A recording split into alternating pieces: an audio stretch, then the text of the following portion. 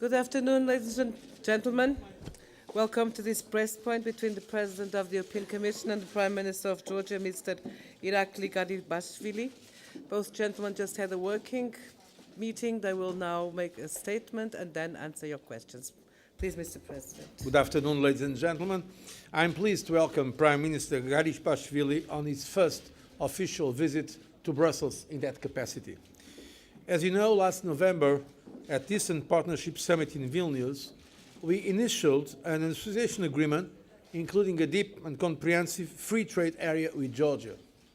This step fully reflects Georgia's determination to European values and European integration, for which I commend Prime Minister and previous governments.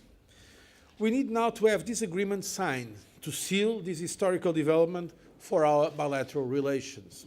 We are committed to do it still during the term of this Commission.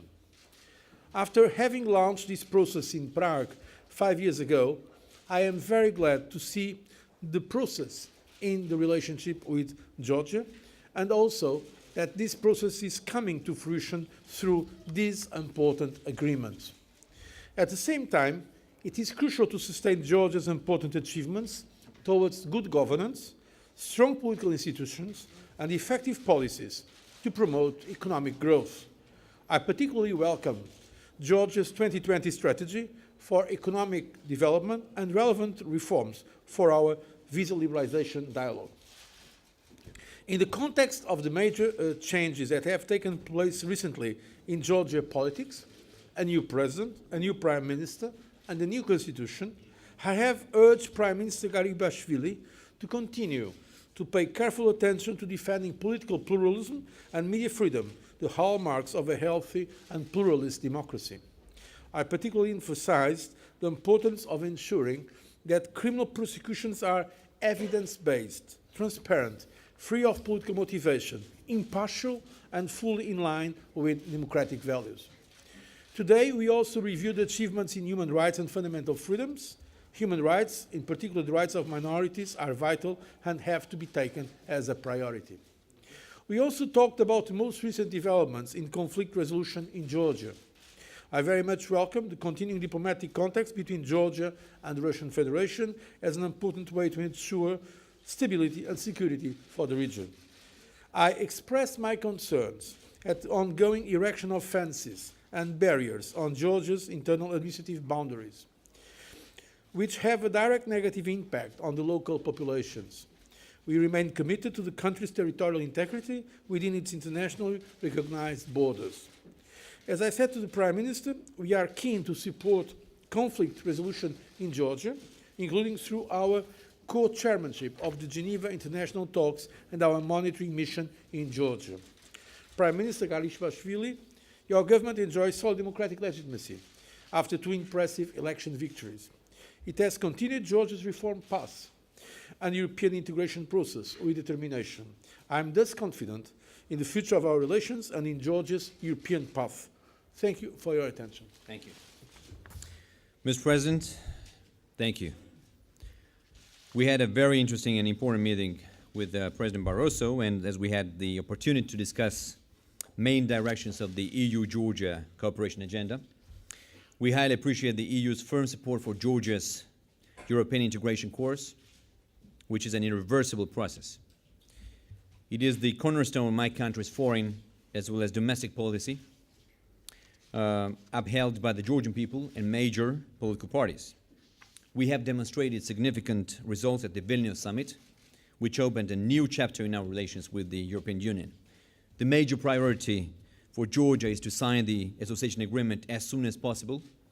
We expect to sign it no later than August 2014, as stated by European Council President in December 2013. On our part, we are in line with all necessary requirements in this direction. Implementation of the association agreement is a challenging process, which envisages comprehensive reforms and legal approximation in all sectors. The Georgian government stands ready to deliver on its commitments and translate them into concrete actions and policies for the benefit of our citizens. In this process, the EU's solidarity and strong political support, as well as technical and financial assistance, will be of critical importance. based on the basic principles such as differentiation and more for more. On visa dialogue, we welcome Commission's very positive assessment on Georgia's progress in the implementation of the Visa Liberalization Action Plan. The enhanced mobility between the European Union and Georgia is essential for strengthening ties between societies and expansion of business contacts. Deepening of cooperation under CSDP is an important priority for Georgia. We are determined to make the best use of the framework agreement on Georgia's participation in the EU crisis management operations signed in Vilnius, which serves as a clear demonstration of our commitment to contribute, together with the European Union, to building peace and security worldwide. During the meeting, we had an opportunity to discuss domestic reform process in our country, in Georgia.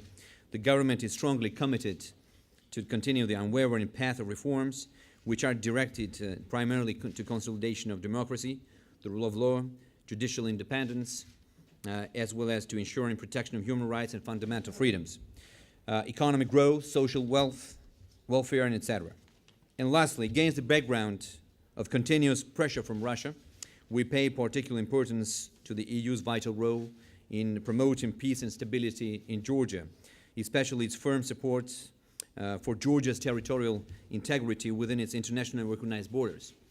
We highly value EU's engagement in this process, primarily through effective non-recognition policy, maintaining the EU monitoring mission, functioning of the EU special representative, contributing to the confidence building between the war-divided communities, and active participation in the Geneva international discussions. Ms. President, thank you very much again. Thank you. We're now going to your questions. Georgian public broadcaster, I have a question to you, Mr. President. Have you discussed with the Georgian Prime Minister relationship with Russia, and how do you evaluate the approach which Georgian government has in the relationship with Russia? Let me add, Mr. President, and let me continue the same question.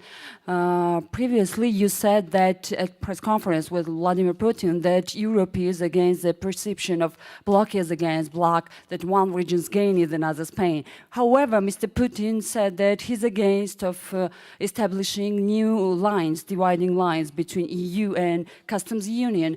How do you think, how could protect Georgia from Russian influence, considering Ukraine's example? Thank you. We have, of course, discussed this issue. Our position on the territorial integrity of Georgia is well known, and so I did not repeat it. At the same time, we reaffirm our commitment to a peaceful solution for that problem. That's why we are co-chairs of the Geneva process, and we have, through different initiatives that the Prime Minister referred, for instance, the presence of a EU monitoring mission and others, we are showing our commitment to Georgia, but at the same time, we make an appeal to all the parties to make an effort to come to a solution on the basis, of course, of respect of the territorial integrity of Georgia. Regarding the agreement, the association agreement and DCFTA between Georgia and the European Union, you just heard the Prime Minister, it's a major priority for Georgia.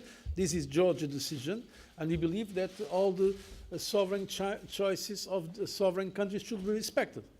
And we state this very clearly. It is the intention of the Georgian authorities that today was clearly here restated to finalize through the signature and afterwards the implementation this historic agreement with the European Union. And so, of course, what we can say to everybody in the region is that this should be respected, and we expect all the partners to respect precisely the free will of a country like Georgia. And this is the line we are going to follow, and that's why now we are making our preparations for this signature that, as you know, the European Council decided to give utmost priority and hopefully to sign it not later than August. And I hope this will be the case. But at this moment, I don't think it's let's say, useful to add any other speculation. What I believe it's important is that the will of a free country, an independent country like Georgia, is respected. And of course, the European Union member states already decided and made it clear also in Vilnius when we met also collectively with our Eastern partners. How do you evaluate the approach of new government in the relationship with Russia? I am asking this. We believe it's important to have dialogue. I'm not here to give marks in terms of the relationship of Georgia with other parties. I don't think this is my role. What I said, and I think I can repeat, is that we very much, first of all, respect the territorial integrity of Georgia. We have expressed just today, I mentioned in my introductory remarks, our concerns about this so-called borderization, these erecting of fences and some actions that we believe are detrimental to the local populations as well. At the same time, we have been advising our Georgian partners and friends to engage also in a dialogue with Russia. That has been our position, not only with this government, also with the previous government. And so we believe that it is a problem, that is certainly a problem. That's why we are launching an international process like Geneva talks, but we believe that dialogue should pursue.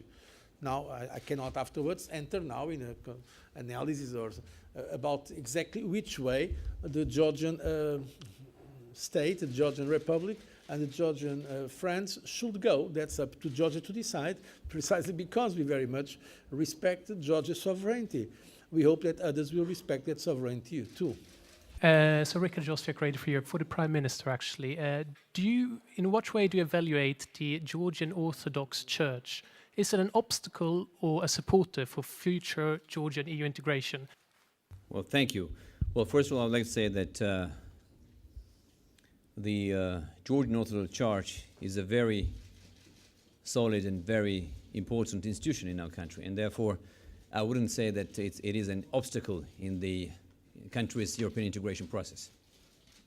On the contrary, I think this will also help to consolidate the country and the people. Also, for your information, according to the public opinion surveys, the majority of the population supports the country's European integration process. Thank you.